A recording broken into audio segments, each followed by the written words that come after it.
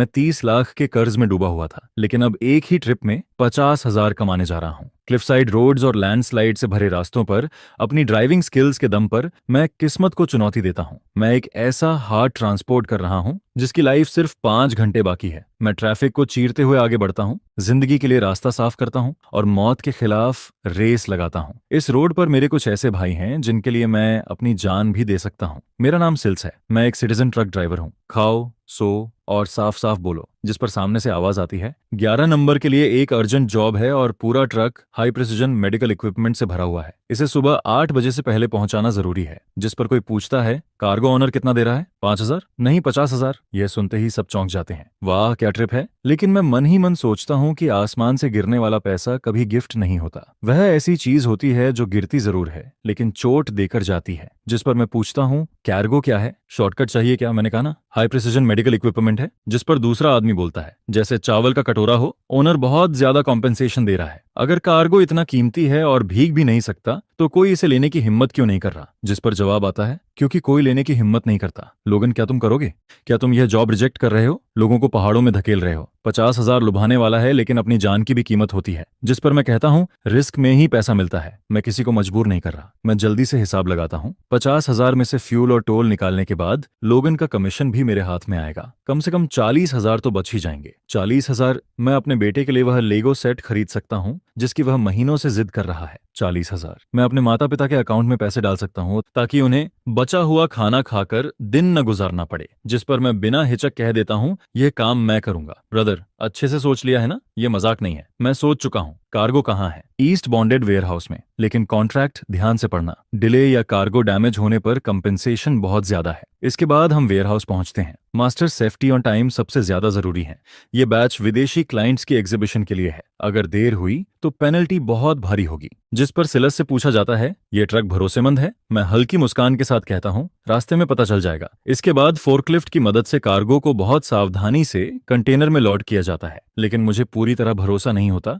जिस पर मैं खुद ऊपर चढ़ जाता हूँ और पूरी ताकत से उसे खींचकर और धक्का देकर चेक करता हूँ। मैं कंफर्म करता हूँ कि सब कुछ मजबूती से व्हीकल से बंधा हुआ है। इसके बाद मैं उस पर रीइंफोर्स्ड टार्प की 3 परतें डालता हूँ। फिर दर्जनों मीटर लंबी रोप से उसे कसकर बांध देता हूँ। रवाना होने से पहले मैं फाइनल इंस्पेक्शन करता हूँ। टायर, ऑनल, ब्रेक्स और ब्रेक फ्लूइड सब कुछ तैयार होता है। शाम के 6 बज चुके होते हैं। आसमान लोहे की तरह भारी दिखाई देता है। काले बादल नीचे दबाव बना रहे होते हैं और हवा में नमी और नमक जैसी गंध तैर रही होती है। मजबूती से बैठो। जिस पर मेरा पुराना साथी, मेरा ट्रक जोरदार दहाड़ के साथ आगे बढ़ता है। यह मानो एक विशाल स्टील बीस्ट हो जो हवा को चीरता हुआ निकल रहा हो। मैं सिटी ट्रैफिक में शामिल हो जाता हूँ, लेकिन जैसे ही हाईवे पर पहुंचता हूँ, आसमान पूरी तरह काला पड़ जाता है। शुरुआत में कुछ बूंदें विंडशील्ड पर गिरती हैं, लेकिन फिर बारिश अचानक तेज होती जाती है। मैं मैक्सिमम स्पीड पर आगे बढ़ रहा होता हूँ। वाइपर्स इतनी बारिश को साफ नहीं कर पाते और सामने सिर्फ 2 धुंधले पहाड़ी आकार दिखाई देते हैं। सड़क पर व्हीकल्स लगातार कम होते जाते हैं। मैं स्पीड को 80 पर सेट करता हूँ। ट्रक अब मेरे हाथ का हिस्सा बन चुका होता है। केबिन के अंदर सिर्फ इंजन की दहाड़ और वाइपर्स की लगातार चीखती आवाज सुनाई देती है। सिलस, ये बारिश कुछ ज्यादा नहीं है? जिस पर मैं जवाब देता हूँ, हम अभी अभी पहाड़ों में दाखिल हुए हैं। क्वीनलैंड माउंटेन रेंज में एंटर करते ही बारिश और भी खतरनाक हो जाती है। मुट्ठी जितने बड़े ओले कैबिन की छत पर पागलों की तरह बरसने लगते हैं, मानो उसे छेद देना चाहते हों। माउंटेन रोड लगातार घूमती हुई आगे बढ़ती है। एक के बाद एक कर्व आते हैं और पूरा रास्ता किसी अंतहीन विशाल सांप जैसा दिखाई देता है। मेरी नसें स्टील केबल की तरह तन जाती हैं। जीपीएस की इलेक्ट्रॉनिक वॉइस इस समय बेहद तीखी लग रही होती है। मैं पहले से ही गियर डाउन कर देता हूँ और स्पीड को इंजन ब्रेक से कंट्रोल करता हूँ। मेरा दायां पैर ब्रेक पर हल्का टिका रहता है, लेकिन मैं उसे दबाता नहीं। इन जानलेवा ढलानों पर हैवी ट्रक को लगातार ब्रेक नहीं लगानी चाहिए। अगर ब्रेक पैड्स ज्यादा गर्म हो गए तो उसके नतीजे सोच से भी बाहर होंगे। सड़क पर जमा पानी अब छोटे छोटे झरनों में बदल चुका होता है। व्हील्स गुजरते हुए बड़े बड़े स्प्लैश उछाल रहे होते हैं। मैं साफ फील कर सकता हूँ कि ट्रक का बॉडी हल्का सा स्लाइड और ड्रिफ्ट कर रहा है। लियो डर के मारे सिकुड़कर बैठा हुआ होता है। वह बोलने की भी हिम्मत नहीं करता। तभी मुझे लैंडस्लाइड के संकेत दिखाई देते हैं। मेरा पैर इंस्टिंक्टिवली ब्रेक की तरफ जाता है, लेकिन उसी पल मैं खुद को रोक लेता हूँ। मैं ब्रेक नहीं दबा सकता। इन हालात में अगर मैंने ऐसा किया तो ट्रक का पिछला हिस्सा तुरंत कंट्रोल से बाहर हो जाएगा और एक लोहे के कोड़े की तरह हमें सीधा क्लिफ से नीचे फेंक देगा। मुझे सेकंड के छोटे से हिस्से में सही फैसला लेना होता है और मेरी परफॉर्मेंस शुरू हो चुकी होती है। उस पल पूरी दुनिया स्लो मोशन में जाती हुई महसूस होती है। मैं ब्रेक नहीं दबाता, बल्कि एक्सेलरेटर को पूरी ताकत से दबा देता हूँ, जिस पर पैसेंजर सीट में बैठा लियो जोर से चीख पड़ता है। उसे लगता है कि मैं पागल हो चुका हूँ। मेरा पुराना साथी गहरी दहाड़ निकालता है। टचोमीटर की नीडल एक झटके में ऊपर चढ़ जाती है। ट्रक का विशाल बॉडी हिंसक तरीके से आगे की तरफ झपटता है। यह मौत को गले लगाना नहीं है, यह जिंदगी को पकड़कर खींच लेना है। अगर स्पीड कम हुई तो व्हील्स ट्रैक्शन खो देंगे और व्हीकल पूरी तरह कंट्रोल से बाहर हो जाएगा।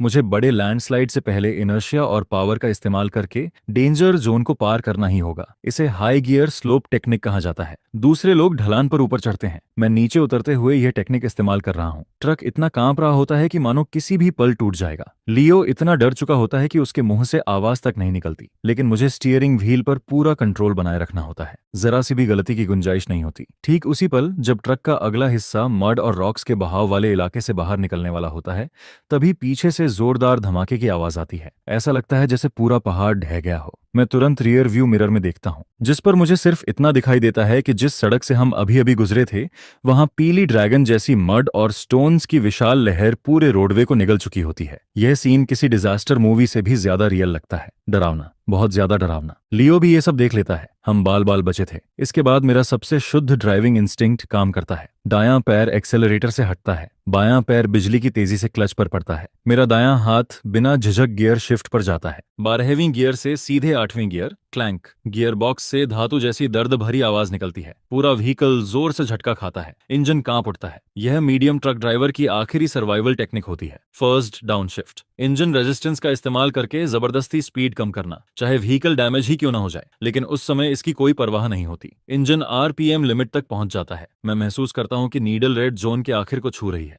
लेकिन फिर भी यह काफी नहीं होता। कर्व बिल्कुल सामने मौजूद होता है। व्हीकल संघर्ष कर रहा होता है, लेकिन अभी भी मेरे कंट्रोल में होता है, जिस पर मैं दोनों हाथों से स्टीयरिंग व्हील को पूरी ताकत से पकड़ता हूं और बची हुई इनर्शिया का इस्तेमाल करके टर्न शुरू करता हूं। स्लिपरी रोड पर टायर तेज चीख जैसी आवाज निकालते हैं। ट्रक का रियर पार्ट स्किड करने लगता है, लेकिन मैं पैनिक नहीं करता। मैं स्टीयरिंग को आधा टर्न वापस घुमाता हूं और एक्सेलरेटर को हल्का सा टच करता हूं, बस उतना ही। उस छोटे से टच से रियर व्हील्स को ट्रैक्शन मिलता है और व्हीकल की पोजीशन तुरंत करेक्ट हो जाती है। विशाल ट्रक लगभग कंट्रोल ड्रिफ्ट की हालत में माउंटेन की इनर रॉक वॉल को छूते हुए उस खतरनाक हेयरपिन टर्न को पार कर जाता है। जैसे ही व्हीकल सीधा होकर स्ट्रेट रोड पर लौटता है, मेरी पीठ ठंडे पसीने से पूरी तरह भीग चुकी होती है, लेकिन उसके अंदर बच जाने की जलती हुई गर्मी भी मौजूद होती है। स्पीड अब सुरक्षित 30 किलोमीटर प्रति घंटा पर आ चुकी होती है। मैं फिर से हाई गियर में शिफ्ट करता हूं और व्हीकल दोबारा स्टेबल हो जाता है। केबिन के अंदर पूरी खामोशी छा जाती है। सिर्फ बारिश की आवाज और इंजन की लगातार गूंज सुनाई देती है। सिल्स, पीछे देखो। लेकिन पीछे अब सिर्फ अंधेरा होता है। वह खतरनाक सड़क अब बहुत पीछे छूट चुकी होती है। अचानक लियो अपनी सीट बेल्ट खोलता है। वह साइड में झुकता है और उल्टी कर देता है। वह लिमिट मैन्यूवर उसकी सहन शक्ति से कहीं ज्यादा था।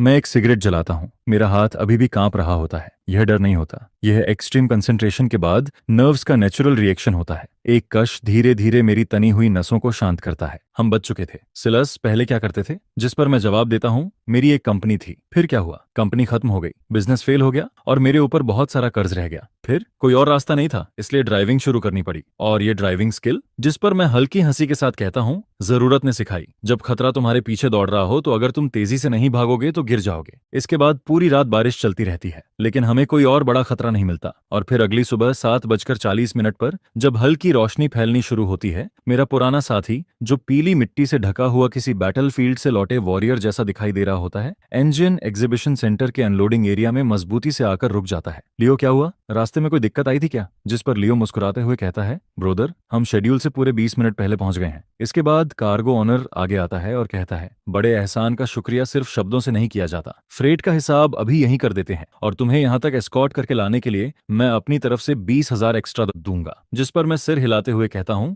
हमने 50,000 पर डील की थी, इसलिए 50,000 ही ठीक है। यही रूल है। अगर गुड्स सही सलामत हैं तो रिसीट पर साइन कर दो। मुझे जल्दी कोई जगह ढूंढकर सोना है। मैं मन ही मन सोचता हूं कि आज एक्स्ट्रा 20,000 कमा सकता हूं, लेकिन कल यही लोग मुझे सब कुछ दांव पर लगाने के लिए मजबूर भी कर सकते हैं। मैं कर्ज चुका रहा हूं, अपनी जिंदगी नहीं बेच रहा। जिस पर वह आदमी हंसते हुए कहता है, ब्रदर, तुम है। जब भी कोई काम होगा सबसे पहले तुम्हें ही कॉल करूंगा। इसके बाद गुड्स अनलोड हो जाते हैं। कार्गो उतरने और रिसीट साइन होने के बाद मैं दूर होराइजन की तरफ देखता हूं। अंदर एक अजीब सा खालीपन महसूस होता है। मुझे सिर्फ थकान महसूस होती है, ऐसी थकान जो हड्डियों की गहराई से निकल रही हो। मैं ट्रक को पास की पार्किंग लॉट में ले जाता हूँ, इंजन बंद करता हूँ, ब्रेक सेट करता हूँ और कपड़े बदले बिना ही स्लीपर कैब में घुस जाता हूँ। जैसे ही सिर रखता हूँ तुरंत नींद आ जाती है। मेरे सपनों में ना इंजन की दहाड़ होती है और ना ही जानलेवा लैंडस्लाइड। वहां सिर्फ मेरे बेटे की हंसी होती है और मेरी एक्स वाइफ की धुंधली सी परछाई। मेरी जिंदगी अभी भी दबाव में है, लेकिन इस बार कुछ अलग फील होता है, जैसे अंधेरे में कहीं कोई छोटी सी रोशनी दिखाई दे रही हो। मैं इतनी गहरी नींद सोता हूँ कि कोई सपना तक नहीं आता,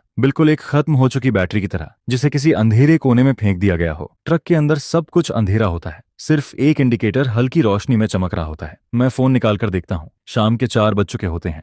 मैं लगभग 10 घंटे तक सोया रहता हूँ। फोन में कई मिस्ड कॉल्स पड़ी होती हैं, उनमें से एक लोकल अननोन नंबर होता है जिस पर मैं ध्यान नहीं देता। सबसे पहले मैं अपनी माँ के कार्ड में 20,000 ट्रांसफर करता हूँ। पैसे भेजने के बाद मैं कुछ देर तक चुपचाप बैठा रहता हूँ। कंफर्मेशन मैसेज को काफी देर तक घूरता रहता हूँ, जब तक मेरी आंखों में जलन नहीं होने लगती। इसके बाद मैं डिस्पैचर को वापस कॉल करता हूँ। ओह सिलस, आखिरकार तुमने फोन ऑन किया। क्या हुआ, तुम फेमस हो गए हो? इंजन वाली ट्रिप की खबर पूरी गिल्ड में फैल रही है। सब लोग बात कर रहे हैं कि कैसे तुमने क्वीनलिन माउंटेन्स को एक पुराने ट्रक के साथ किसी पागल इंसान की तरह क्रॉस किया। जिस पर मैं शांत आवाज में कहता हूँ, कुछ खास नहीं था। मॉडेस्ट बनने की जरूरत नहीं है। कार्गो ओनर कह रहा है कि अब से उसका पूरा बिजनेस तुम्हें देना चाहता है। लियो का पिता बहुत बड़ा बॉस है और उसने खास तौर पर तुम्हारे साथ कोलैबोरेशन की बात की है। कोई काम है क्या? हाँ सिलस, अंजन तक एक डिस्प्ले केस पहुंचाना है। कल दोपहर 12 बजे से पहले पहुंचना जरूरी है।